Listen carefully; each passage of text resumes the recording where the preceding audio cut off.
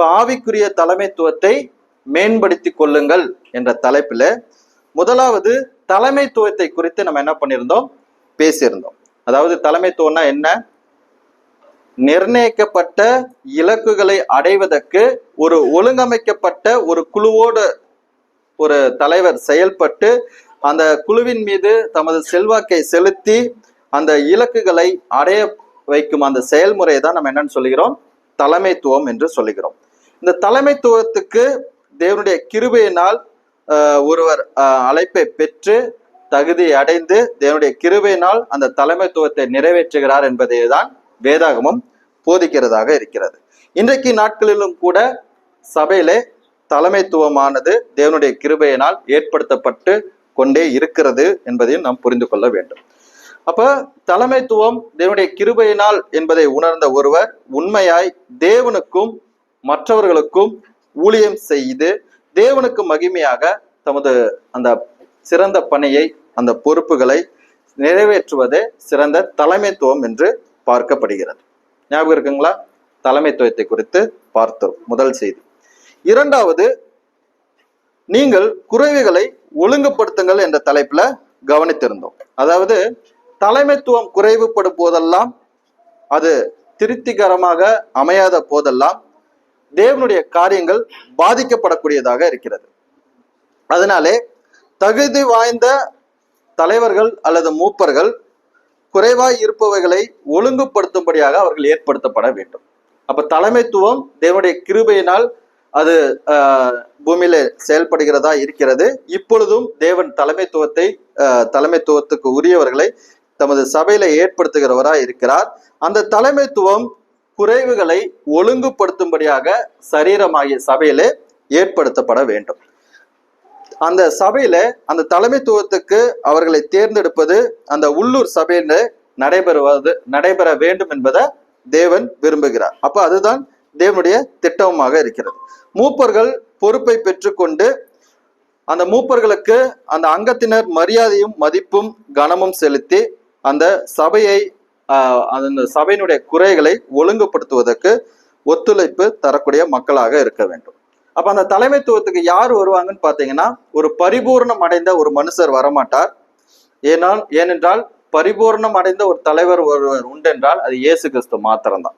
அப்ப பரிபூர்ணமாய் இல்லாவிட்டாலும் இயேசு கிறிஸ்துவை போல் ஒவ்வொரு நாளும் ஊழியம் செய்வதற்கு, ஒவ்வொரு நாளும் அவருடைய தலைமைத்துவத்தை முன்மாதிரியாக கொண்டு செயல்படுவதற்கு மனதோட கூட, விசுவாசத்தோடு கூட, கீழ்ப்படிதலோடு கூட, தாழ்மையோடு கூட செயல்படுகிற ஒரு நபரை நம்ம என்ன பண்ணலாம், தலைமைத்துவத்துக்கு ஏற்படுத்தலாம். அந்த தலைமைத்துவத்துக்கு ஏற்படுத்தக்கூடிய நபர் அந்த சபையினுடைய குறைவுகளை அவர் ஒழுங்குபடுத்தக்கூடியவராக இருப்பார் என்று பார்த்தோம். உதாரணத்துக்கு நீங்க பாத்தீங்கன்னா, அப்போஸ்தலர்கள்ல பிரதான அப்போஸ்தலன் யாரு? இப்ப பேதுருவை நீங்க யோசிச்சு பாருங்களேன். 12 அப்போஸ்தலர்கள், 12 அப்போஸ்தலர்கள்ல பிரதான அப்போஸ்தலனா இருக்க வேண்டும் என்று ஒருவேளை நம்மை தேர்வு செய்ய சொல்லியிருந்தா யாரை தேர்வு செஞ்சிருப்போம்? அதுல யாரு ஒத்துழைப்பு தராங்களோ 12 பேர்ல இயேசு கிறிஸ்துக்கு யாரு அதிகமா ஒத்துழைப்பு தராங்களோ, அதுல யாருக்கு அதிக நாலேஜ் இருக்கோ, அதுல யார் அதிகமா கீழ்ப்படுகிறாங்களோ அவங்களே தானே நம்ம சூஸ் பண்ணுவோம். ஆமாவே இல்லையா? ஓப்பனா பேசுவாங்க இன்னைக்கு ஃபுல் டேங்க. தேர்வு மாறுமா இல்லையா? பேதுருவை யாராவது சூஸ் பண்ணுவீங்களா? நீங்க யோசிச்சுங்க. நீ உங்க மனசாட்சி நடுவில் பேதுரு யாரு உங்களுக்கு எல்லாருக்குமே தெரியுதா? முந்திக்குவான், கண்ட்ரோல் எல்லாம் பேசிடுவான், பேசினோடனே தன்னுடைய நிலைப்பாட்டுல மாறிடுவான். இதை விட பெரிய கொடுமை என்னன்னா, இயேசு கிறிஸ்துவ நான் அறியவே இல்லைன்னு 3 தடவை மறுதளிச்சிருக்கிறான். இந்த செய்திகள் எல்லாம் தெரிந்த பின்பு அவனை அப்போஸ்தலர்களுடைய பிரதான அப்போஸ்தலனாக நீங்க யாராவது தேர்வு செய்வீங்களா? ஆனா ஆண்டவர் என்ன பண்ணாரு? பேதுருவை தான் தேர்வு செஞ்சார். நீங்க நல்லா புரிஞ்சுக்கணும், ஆண்டவர் எப்பவுமே கடந்த கால பாவத்துக்கு மனம் திரும்பி சீர்பொருந்தின மன்னிப்பை பெற்ற ஒருவனை தேவனுடைய கிருபையினால அவருடைய அந்த பணிகளுக்கு பொறுப்பை தரக்கூடியவரா இருக்கிறாருங்க. மனிதர்கள் பார்க்கிற விதமான தலைவர்களையோ பண்புகளையோ ஆண்டவர் பார்க்கறதில்ல. ஆண்டவர் அவர்களுடைய உள்ளங்களை பார்க்கக்கூடியவராக இருக்கிறார்.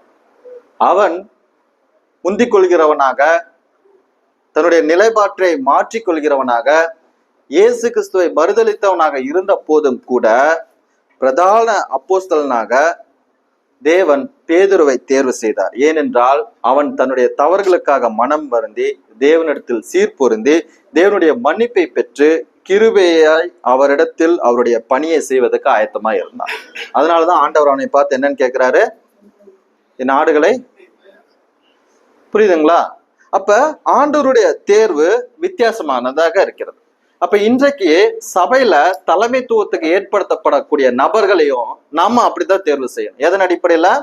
அவர்களுடைய இருதயத்தின் அடிப்படையில, அவர்களுடைய தோற்றத்தின் அடிப்படையிலேயோ, அவர்களுடைய படிப்பின் அடிப்படையிலேயோ, அவர்களுடைய மதிநுட்ப அறிவின் அடிப்படையிலேயோ, அவர்களுடைய பெற்றோர்களுடைய பின்னணியின் அடிப்படையிலேயோ, இல்ல அவர்கள் நல்லா பேசக்கூடிய திறன்கள் உடையவர்களாக இருப்பதனாலேயோ, அல்லது அவர்கள் நல்லா பார்ப்பதற்கு அழகாக இருக்கிறார்கள் என்ற அடிப்படையிலேயோ ஒரு தலைமைத்துவத்தை ஏற்படுத்தாமல் தேவனுடைய கிருபையினால் தங்களுடைய முன்னர பாவங்களை மன்னிப்பை பெற்று மனம் திரும்பி சீர்பொருந்தின நபர்களாக இருக்கும்போது அவர்களுடைய தவறுகளை அவர்கள் தேவனிடத்திலிருந்து மன்னிப்பு பெற்று தேவனுடைய அந்த பணிகளை செய்வதற்கு ஆயத்தமாக இருப்பார்களானால் அவர்களை நாம் தொடர்ந்து அவர்களை குற்றப்படுத்தாமல் ஆண்டவருடைய பணிகளை செய்வதற்கு ஊக்கப்படுத்துகிற நபர்களா இருக்கணுங்க.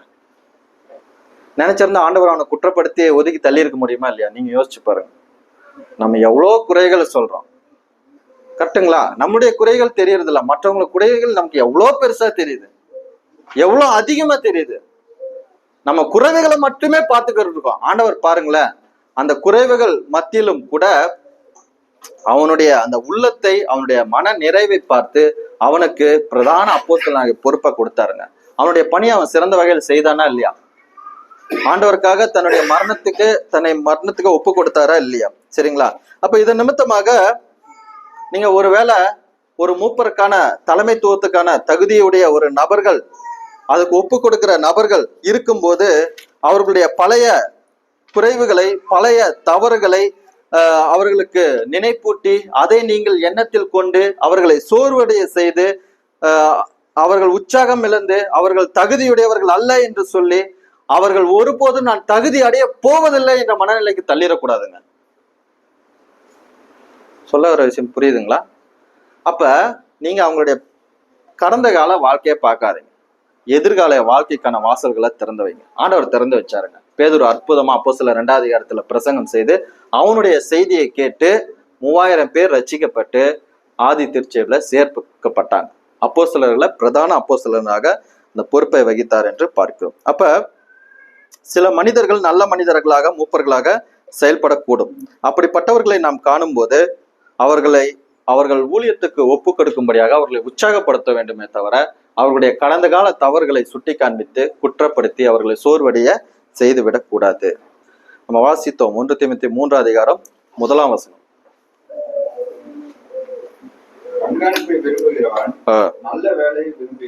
கண்காணிப்பை விரும்புகிறவன் நல்ல வேலையை, அந்த விருப்பம் இருக்குமானால் அது நல்ல வேலை என்பதை அறிந்து கண்காணிப்பை செய்வதற்கு அவர்களை பயிற்றுவிக்க வேண்டும். இயேசு கிறிஸ்து கற்றுக் கொடுத்தாருங்க.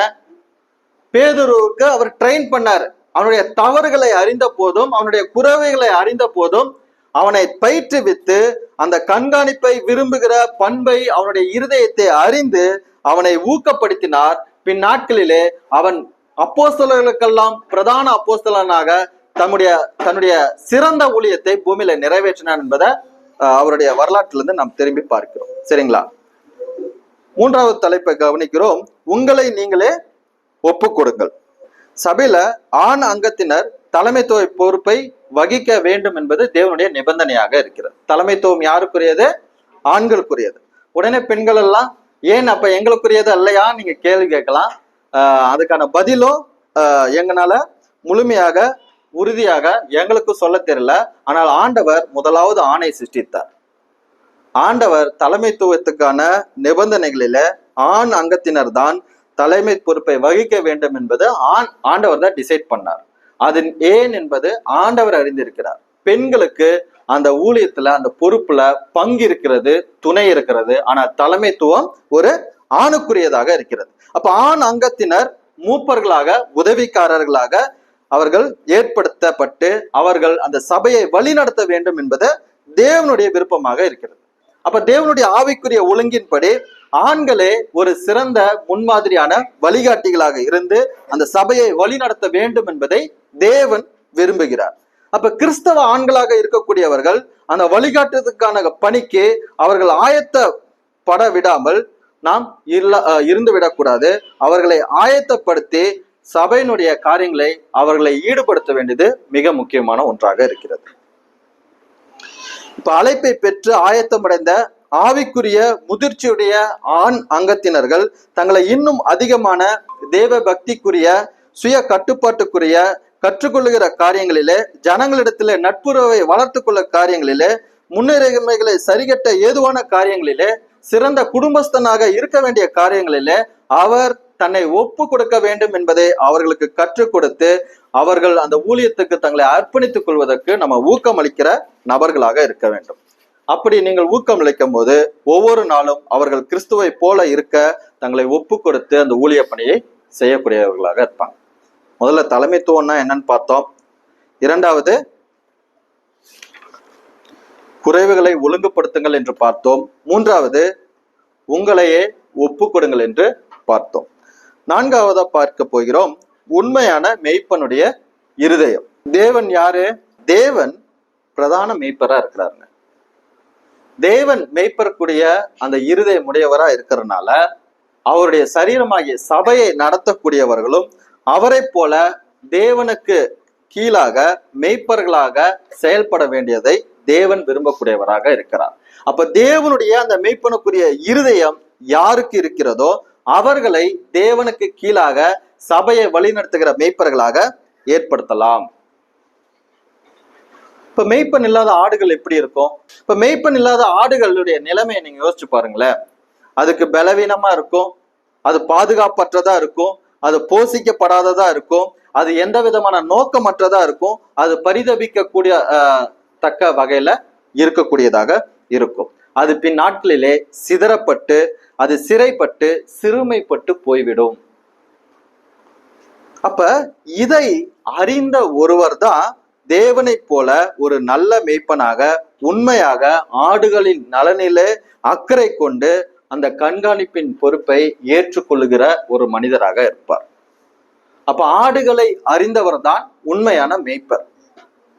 ஆடுகளுக்கு தேவையான பாதுகாப்பையும் ஆடுகளுக்கு தேவையான பலனையும் ஆடுகளுக்கு தேவையான அந்த போஷிக்கிற காரியங்களையும் ஆடுகளுக்கு தேவையான அந்த நோக்கத்தையும் அறிந்த ஒருவர் தான் ஒரு உண்மையான மெய்ப்பனின் இருதயம் கொண்டவர். ஆண்டவர் நம்மளை அறிஞ்சிருக்காரா இல்லையா? குடும்பங்கிற ஒரு அமைப்பு இல்லைன்னா இந்த பூமியில மனிதர்கள் இருக்க முடியுமாங்க? உழைப்புன்னு ஒண்ணு இல்லைன்னா மனிதர்கள் ஆரோக்கியமா இருக்க முடியுமாங்க? எல்லாருக்கும் இங்க வேலை இருக்கா இல்லையா? ஏதோ ஒரு பணியை செய்கிறோமா இல்லையா? எல்லாருக்கும் இங்க குடும்பம் இருக்காமா இல்லையா? குடும்பங்கிற அமைப்புல நம்மை அறியாமலேயே ஆண்டவர் நம்மளை இணைத்திருக்கிறாரா இல்லையா? அப்ப இது போன்றதான காரியங்களை நாம் பார்க்கும்போது அவர் மனிதனுக்கு இது தேவை என்பது ஆண்டவர் அறிஞ்சிருக்கிறாருங்க. முதல் மனிதனை உண்டாக்கி ஆண்டவர் மனிதன் தனிமையா இருப்பது நல்லது அல்ல என்று ஆண்டவர் கண்டு ஏற்ற துணையை உண்டாக்கினார். அப்புறம் குடும்பங்கிற அமைப்பை ஏற்படுத்தி அது பிள்ளைகளை பாதுகாப்பதற்கும் பிள்ளைகளை வழி நடத்துவதற்கும் அந்த பெற்றோர்த்துவத்தை தந்து அவர்கள் சிறந்த தம்பதிகளாக இருந்து சிறந்த பெற்றோர்களாக இருந்து சிறந்த சந்ததிகளை உருவாக்க வேண்டியது தேவனுடைய விருப்பமாக இருந்திருக்கிறது. அப்ப அவர்கள் சிறந்த குடும்பமாக செயல்படுவதற்கு தேவையான பொருளாதார தேவைகளை சந்திக்கும்படியாக அவர்கள் உழைக்கும்படியான காரியத்தையும் தேவன் தந்தார். ஏதேன் தோட்டத்துல ஆதாம உண்டாக்கி என்ன பண்ணார்? முதல்ல வேலை தான் கொடுக்கிறார். ஏதேன் தோட்டத்துல என்ன பண்ணாரு? தோட்டத்தை பண்படுத்தவும் காக்கவும் வைத்தார். அதுக்கப்புறம் ஏற்ற துணை இல்லை என்று கண்டு என்ன பண்ணாரு? ஏற்ற துணையை உண்டாக்கினார். துணையை உண்டாக்கினதுக்கு அப்புறம் தகப்பனையும் தாயையும் விட்டு மனைவியோட இசைந்து ஒரே மாம்சமாக இருக்கும்படியாக அவர்களை ஆசீர்வதித்தார்.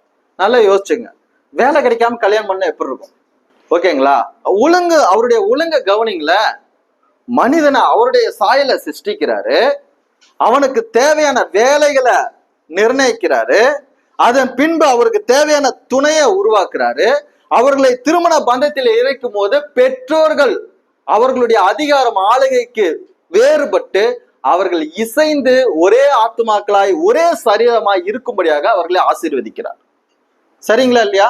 அப்ப இந்த ஒழுங்கமைவை தேவன் ஏற்படுத்தி பிரதான மெய்ப்பராக தேவன் நமக்கு இருக்கிறாரா இல்லையா? மனித குலத்துக்கு இருக்காரா இல்லையா?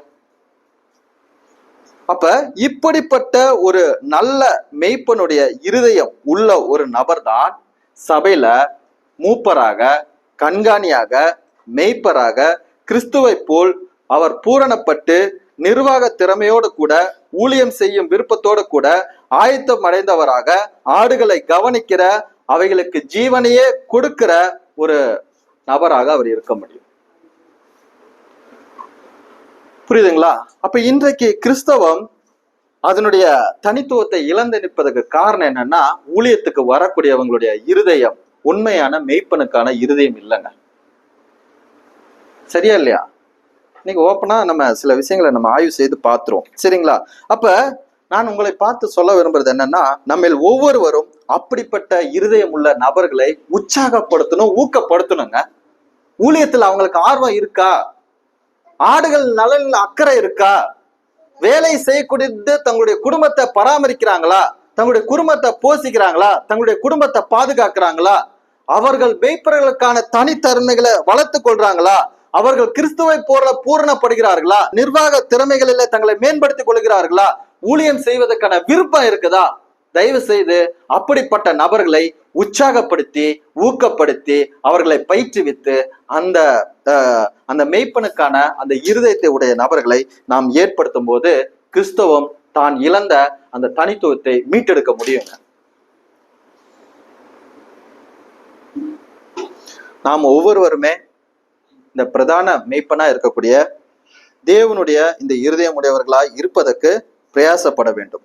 ஜனங்களுடைய தேவைகளை அறிந்து அதற்கான அக்கறை காட்டுகிறவர்களாக இருக்க வேண்டும். ஒவ்வொருவருமே மெய்ப்பருக்கான அந்த விருப்பம் ஒவ்வொருவரிடமே இருக்கணும், எல்லாரிடமும் இருக்கணும். நான் அந்த பணியை செய்வதற்கு, நான் என்னுடைய ஆண்டவரை போல ஆடுகள் மீது அக்கறை கொண்டவனாக இருப்பதற்கு ஒவ்வொருவரும் அந்த இருதயம் உடையவர்களாக இருக்கும்போது ஒவ்வொருவரும் அந்த பொறுப்புக்கு உடைய நபர்களாக நீங்கள் உங்களை மேம்படுத்திக் கொள்ள முடியும். ஓகே, அடுத்ததாக உலகிலேயே மேன்மையான உயரிய பணி என்ற தலைப்புல சில காரியங்களை பார்த்தோம். இந்த உலகத்தினுடைய கட்டமைப்பு வேறு விதமாக இருக்கிறது. இந்த உலகத்தினுடைய அரசியல் வேறு விதமாக இருக்கிறது. இந்த உலகத்தினுடைய செயல்பாடுகள் வேறு விதமாக இருக்கிறது. இதை எல்லாவற்றிலும் மேன்மையான ஒரு உயரிய பணியா இருக்கிறது என்னன்னா, இந்த சபையினுடைய அமைப்புல கிறிஸ்துவின் சரீரமாகிய சபையில தலைமைத்துவத்துல இருக்கிறது தாங்க. தேவனுக்கு பிரியமா நடந்தா மாத்திரம்தான் இந்த மேன்மையான உயரிய பணியை உங்களால செய்யவே முடியும். மனிதர்களை பிரியப்படுத்த, மனிதர்கள் மக்கள் மனதில் இடம் பிடிக்க நினைச்சீங்கன்னா அது மேன்மையான பணியா இருக்காது. உங்களை ரட்சித்த உங்களுடைய தேவன் உங்களை உயர்வாய் எண்ணும்படியான ஒரு ஊழியமாக இருக்கணும். நீங்க யோசிச்சு பாருங்க, ஸ்தேவானுடைய மரணத்தின் போது இயேசு கிறிஸ்து என்ன பண்ணாரு? எழுந்து நின்று வரவேற்றாருங்க. அவனுடைய ரத்த சாட்சியாக அவன் மரித்த போது, தன்னுடைய ஊழியத்தை அவன் நிறைவேற்றின போது, ஆண்டவருக்காக அவன் அவருடைய வார்த்தைகளை அறிவித்த போது, தாங்கள் இன்னது செய்கிறது இன்னதென்று அவர்கள் அறியவில்லை என்று அறிவித்த போது, அவனை வரவேற்கும் விதமாக ஆண்டவருடைய வலது பாசத்தில் இருக்கிற இயேசு கிறிஸ்து நிற்கிறவராய் நான் காண்கிறேன்னு ஸ்தேவான் சொல்றாருங்க.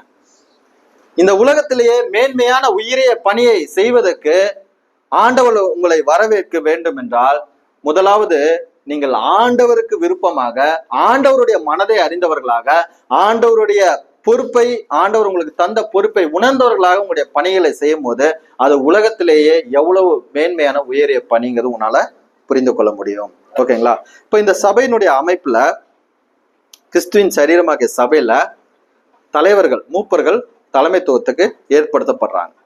பின்பாக பாத்தீங்கன்னா இந்த சபையில அங்கத்தினர்களாக உறுப்பினர்கள் இருப்பாங்க. அப்போ லோக்கல் சர்ச்ல தலைவர்கள், பின்பற்றாளர்கள் அல்லது அங்கத்தினர், பொறுப்பாளர்கள் இருப்பாங்க. இப்ப 2 குரூப் ஆஃப் பீப்புள் இருக்காங்க. இவர்களுக்கெல்லாம் தலை யாரு? யாரு? கிறிஸ்து தான் அவருடைய சரீரத்தினுடைய, சரீரமாகிய சபையினுடைய தலையா இருக்கிறார். அவர் தலைமைத்துவத்தில் இருக்கும்போது அவருடைய தலைமைத்துவத்துக்கு உட்பட்டு பரிசுத்தவான்களாக அங்கத்தினர்களாக இருக்கக்கூடியவர்கள் தங்களுடைய கண்காணிகளையும் மூப்பர்களையும் மெய்ப்பர்களையும் ஏற்படுத்தப்பட வேண்டும். அதுக்கு அவர்களுக்கு பின்பாக அவர்களுக்கு உதவிக்காரர்களையும் என்ன பண்ணுங்க, சபை ஏற்படுத்தப்பட வேண்டும்.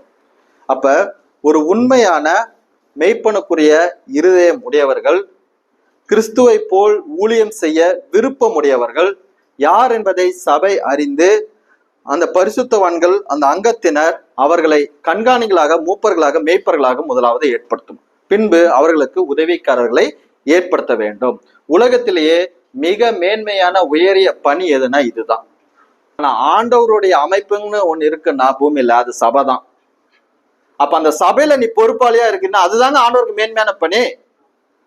அதுதான் ஆண்டவருடைய அமைப்புல ஆண்டவர் பார்க்கிற ஒரு மேன்மையான உயரிய பணி.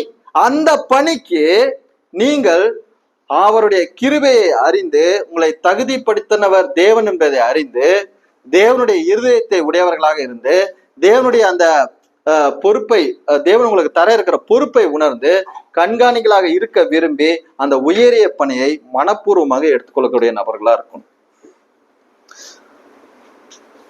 இந்த உள்ளூர் சபையில ஆளுகை அமைப்பில் இருக்கவங்க தான் அந்த சபையினுடைய இருதயம் போன்றவர்கள்.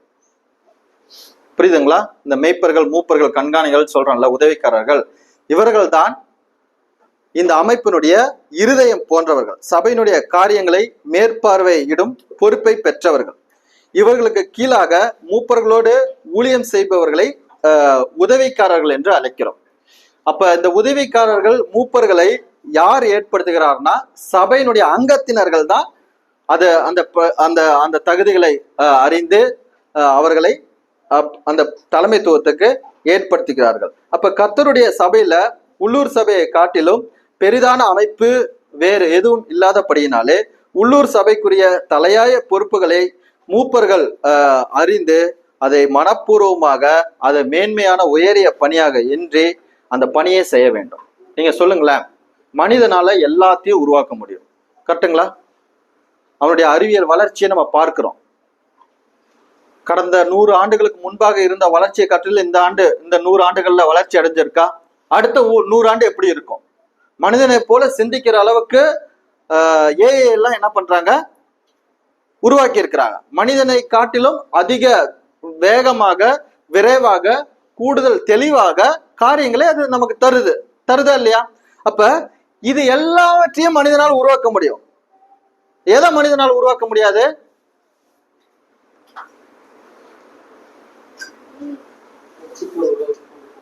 ரட்சிப்ப மனிதனால என்ன பண்ண முடியாது. நீ என்னதான் டெக்னாலஜி வச்சிருந்தாலும், நீ என்னதான் அறிவியல் ரீதியா வளர்ச்சி அடைஞ்சாலும், நீ எத்தனை நூற்றாண்டு கடந்தாலும் ஒரு ஆத்மாவை மனம் திரும்ப வைக்கிற அந்த பணிய யாருனாலும் செய்ய முடியாது. அறிவியல் வளர்ச்சியினாலேயோ மனிதர்களாலோ செய்ய முடியாது. அப்ப மனித உலகிலேயே மேன்மையான ஒரு தனித்துவமான தேவனுடைய படைப்பு ஒன்று உண்டு என்றால் அது தேவனுடைய சாயலில் சிருஷ்டிக்கப்பட்ட மனிதன் மாத்திரம்தான்.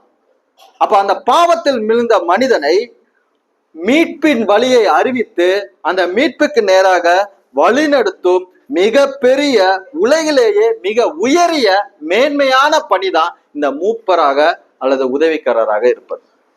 அப்ப இதை ஒவ்வொருவரும் புரிந்து கொண்டு அந்த மூப்பர்களை நாம் நியமிப்பது அவசியம் என்பதை புரிந்து கொண்டு அந்த அங்கத்தினர் அதுக்காக பிரயாசப்பட வேண்டும். இதுல பெரிய கடினமான ஒரு காரியம் என்னன்னா, மூப்பர்கள் தான் உலகிலேயே மிகப்பெரிய உயரிய பணி, சரிங்களா? அந்த மூப்பர்களை நியமிக்கிறதுங்கிறது மிக மிக கடினமான ஒரு வேலை. அப்ப என்னன்னா ரொம்ப கவனமா இருக்கணும், கரெக்டுங்களா?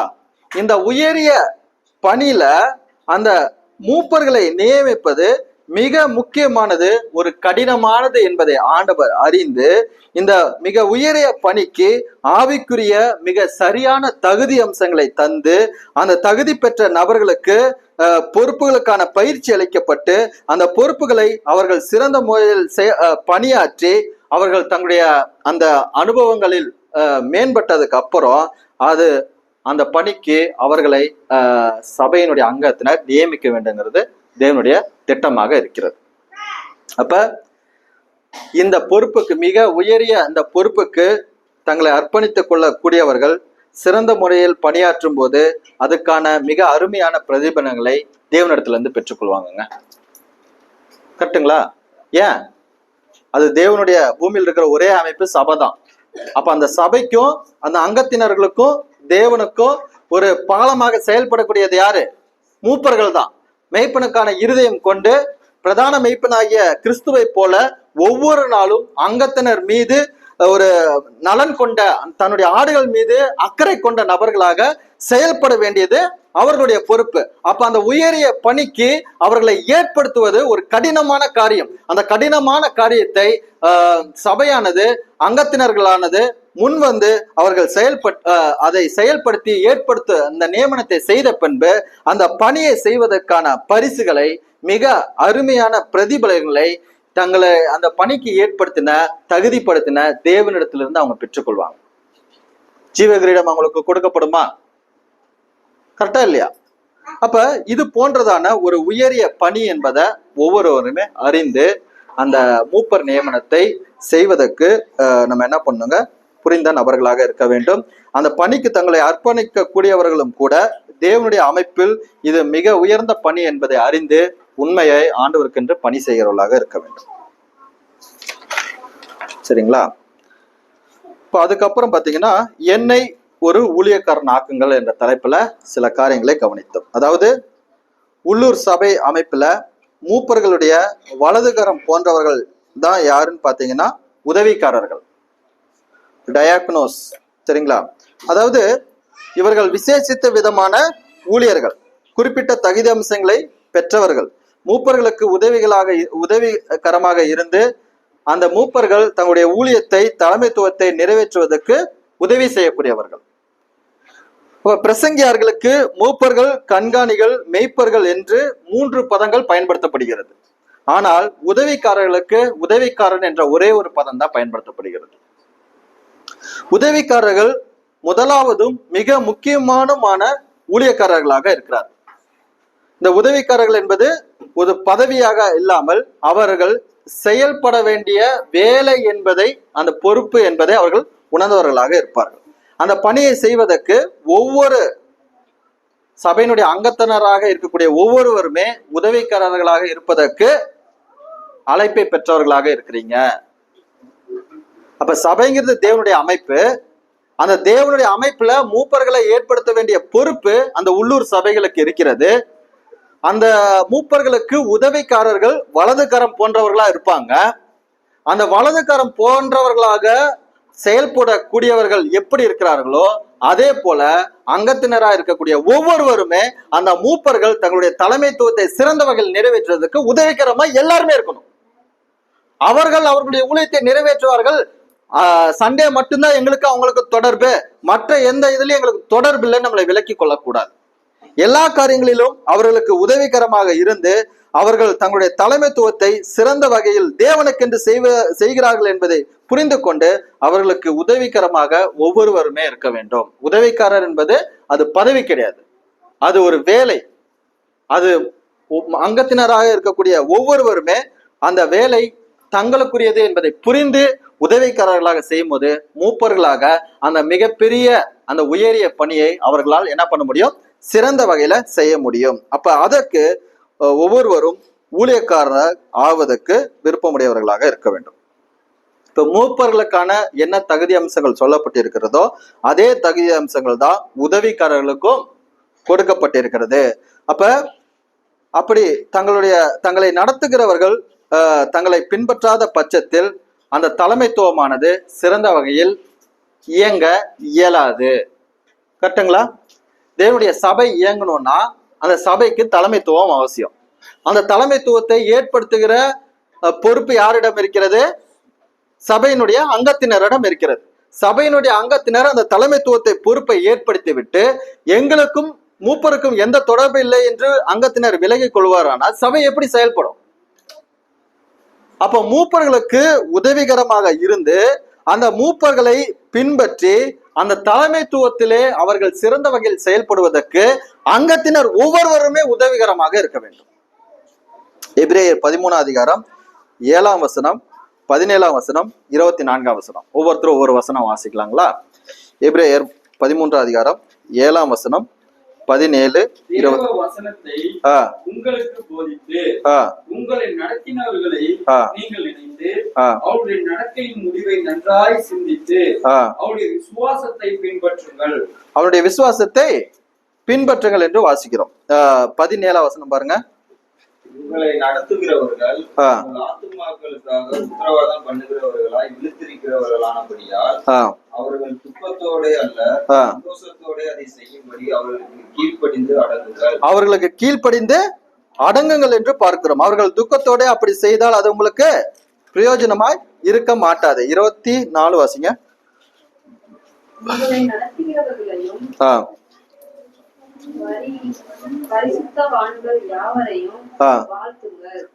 உங்களை நடத்துகிறவர்களையும் பரிசுத்தவான்கள் யாவரையும் நீங்கள் ஒருவருக்கு ஒருவர் வாழ்த்துறீங்களா? பாராட்டுறீங்களா? ஊழியத்துல தங்களை இணைத்திருக்கிறவங்களை நீங்க பாராட்டுறீங்களா? உங்களுக்கு மனப்பூர்வமா போதிக்கிறவங்களை நீங்க பாராட்டுறீங்களா? அவங்களுடைய விசுவாசத்தை பின்பற்றுகிறீங்களா? அவங்களுக்கு கீழ்ப்படுத்த அடங்குகிறீங்களா?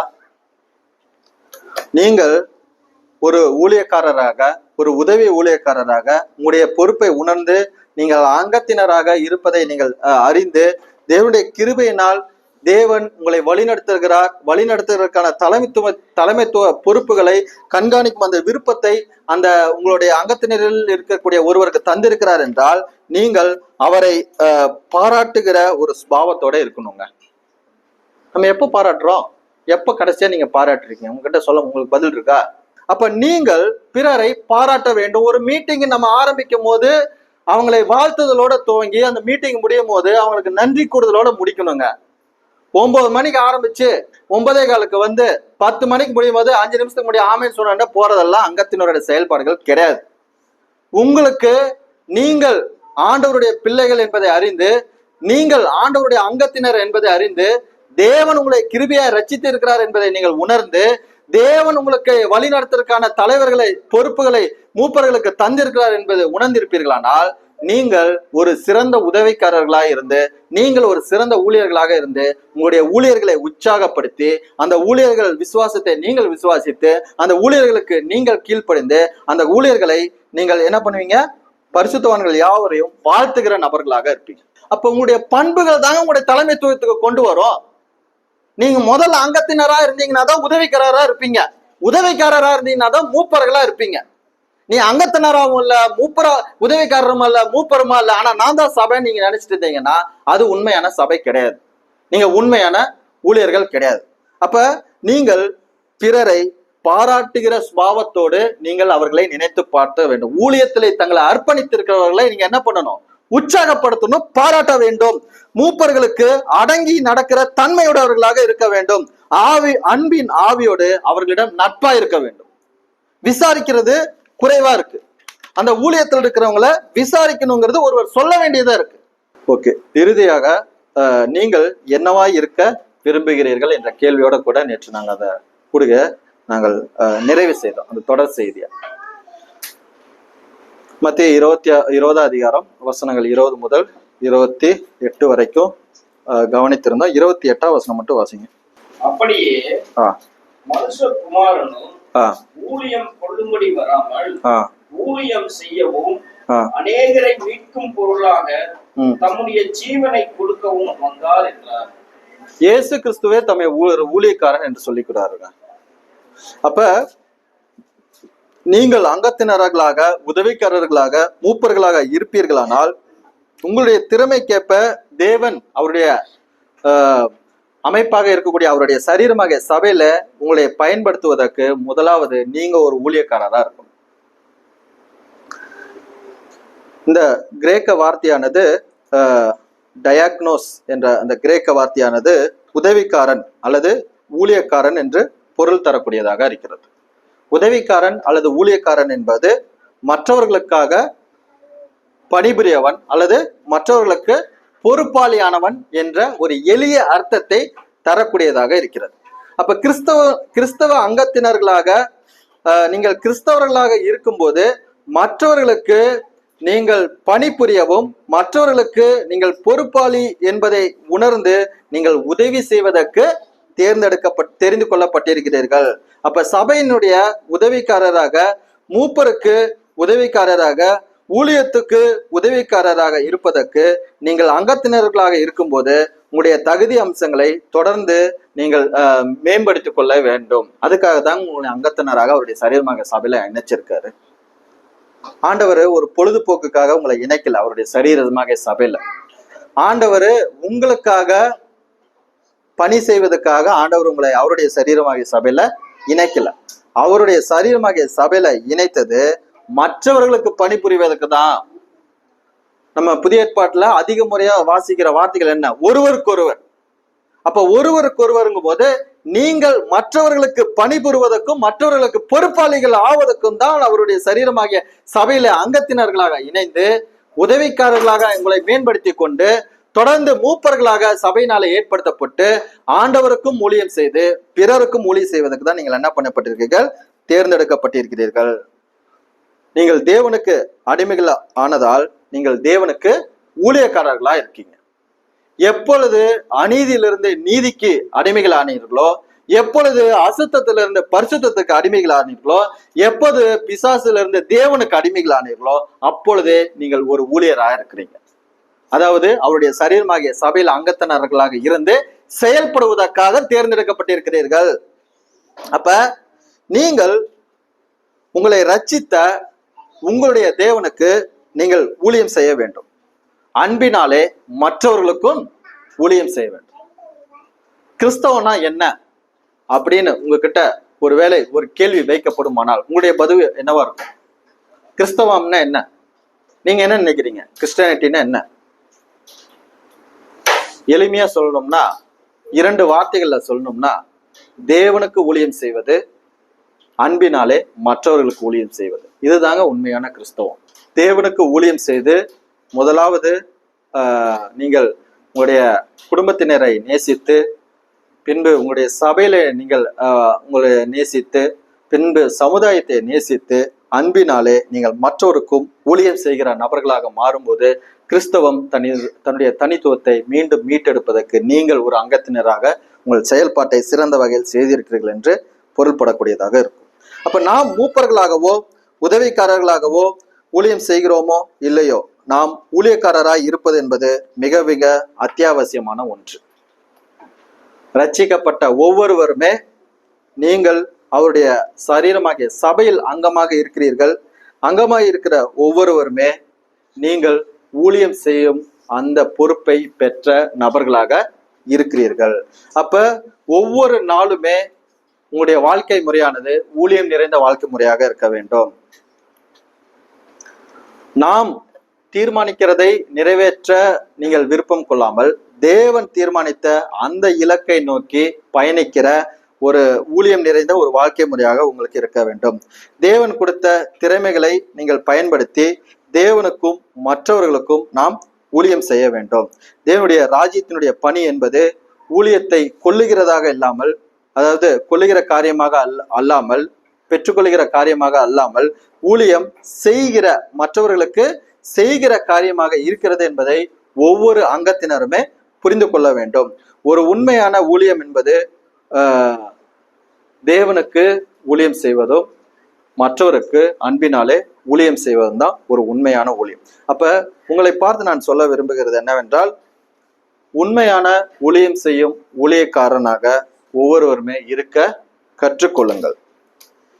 தேவனுக்கு அடிமையாய் இருக்க அல்லது தேவனுக்கு ஊழியக்காரனாக இருக்க கற்றுக்கொள்ளுங்கள்.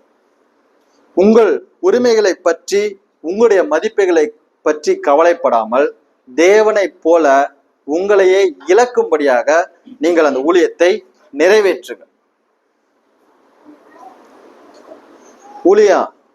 ஊழியத்துக்கு அழைக்கப்பட்டிருக்கீங்க, ஊழியக்காரரா இருக்கீங்க. யாருக்கு ஊழியம் தெரியுமா? நீங்க யாருக்கு நீங்க ஊழியம் செய்யணும்? எந்த நபருக்கு ஊழியம் செய்யணும்?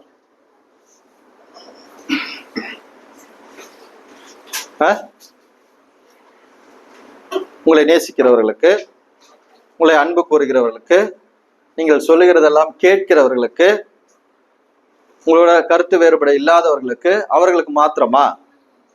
யாருக்கு ஊழியம் செய்ய வேண்டும்?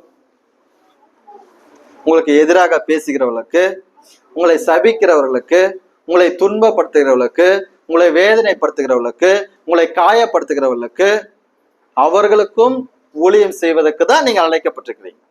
இயேசு கிறிஸ்து அப்படிப்பட்ட ஒரு மேன்மையான ஊழியத்தை தான் பூமியில மாம்சீகத்துல நிறைவேற்றி முடித்தார். அப்ப உங்களுடைய உரிமைகளையும் உங்களுடைய மதிப்புகளையும் பற்றும் நீங்கள் கவலைப்படாமல் ஊழியம் தேவனுக்கும் மற்றவர்களுக்கும் செய்வதற்கு பிரயாசனப்படுங்கள்.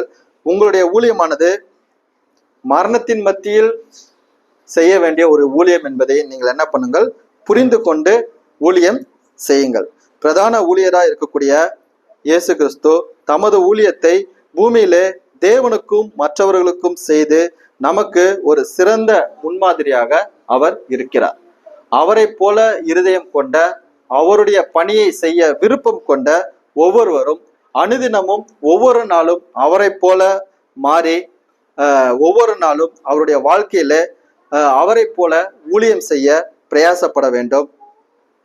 உண்மையாக ஊழியம் செய்யும் ஊழியர்களே சிறந்த தலைமைத்துவத்தை பெற்ற மூப்பர்களாக மாறுவார்கள்.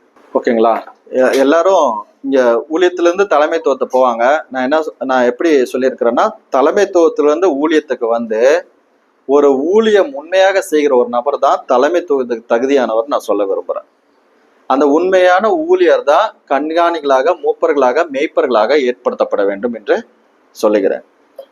ஓகே, நம்மை நேசிக்கிறவர்களுக்கு மாத்திரமல்ல, நம்மை நேசிக்காதவர்களுக்கும், நம்மை மதிக்கிறவர்களுக்கு மாத்திரமல்ல, நம்மளை மதிக்காத நபர்களுக்கும், நமக்கு நம்முடைய உரிமைகளை தரவர்களை மாத்திரமல்ல, நம்முடைய உரிமைகளை எடுத்துக்கொள்கிறவர்களுக்கும், நமக்கு காயங்கட்டவர்களுக்கு மாத்திரமல்ல, நம்மளை காயப்படுத்துகிறவர்களுக்கும், நம்மளுக்கு நன்மையை மாத்திரம் செய்கிறவர்கள், நம்மளை துன்பப்படுத்துகிறவர்களுக்கும், சபிப்பவர்களுக்கும் கூட ஊழியம் செய்யும் பொறுப்பை பெற்றவர்கள் தான் ஒரு உண்மையான அங்கத்தினராக இருக்க முடியும். அந்த அங்கத்தினர்கள் தான் மூப்பர்களாக ஏற்படுத்த முடியும். அந்த மூப்பர்களை தான் தேவனுடைய மிகப்பெரிய பூமியில மிகப்பெரிய அந்த உயர்ந்த அந்த பணியை அவருடைய சரீரமாகிய சபையினுடைய அந்த அமைப்புல சிறந்த வகையில செயல்படுத்தி அவருடைய அந்த கிறிஸ்தவம், உண்மையான கிறிஸ்தவத்தினுடைய அந்த தனித்துவத்தை அவர்களால் தாங்க மீட்டெடுக்க முடியும். உங்ககிட்ட அந்த பொறுப்பு இருக்குங்கிறத நீங்க உணர்ந்திருக்கீங்களா? மரித்த ஆத்மாவை ஜீவனுக்குள்ள கொண்டு வருகிற மிக உயரிய வேலைங்க அது. ஆண்டவருடைய கிருபையினால, ஆண்டவருடைய ஞானத்தினால உங்களால அந்த பணியை செய்ய முடியும். அந்த பணியை செய்வதற்கு நீங்க முன் வரீங்களா? உங்களுடைய தகுதி அம்சங்களை மேம்படுத்தி கொள்றீங்களா?